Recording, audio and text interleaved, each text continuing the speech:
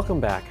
Now that we've got our images at a foundational level to where we're ready to make our creative edits, and we've put them through an initial phase of saying, is this what I really want to do for a print? Is this image going to make it?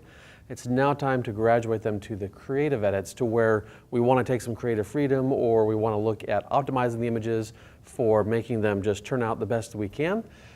And that's what this section is about. We're going to look at a variety of images that we can say, we might make this decision for that type of image and another decision for another type of image, and let's see what that all involves. And I have actually included a few extra images here just so we can have a little greater variety. They're already processed as it relates to that basic level processing, and actually a couple of them are pretty much ready to go to the print level. But let's take a look at some of those now, and we'll revisit them again in just a moment. So this image is from the Palouse area. I also have a YouTube video on it, and I really liked how simple this one came together. It is a simple focus stack, and then I did a little extra work in Photoshop to add a little more color to that sunset. And then finally I added this one. This image is done to the level of everything else was done, where it's just the base level is finished. And so I wanted to take a look at this and add this to the mix in our creative edits, because there's a lot of items that we can pay attention to on this particular image.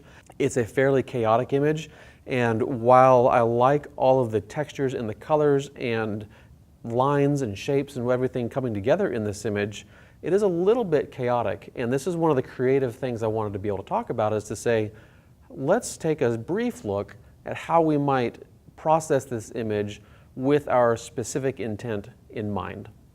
So of course we still have these other images from Croatia. This is the one where we brought it to that level of saying, that's our foundation, but we want to get it more to this level for processing. And then we have some of these other images that we looked at in the previous lesson.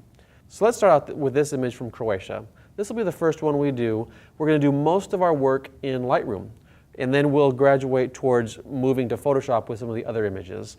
So we're going to kind of try and splice it down and take a look at specific ideas of how we would treat these images differently in the different software packages. Let's get started.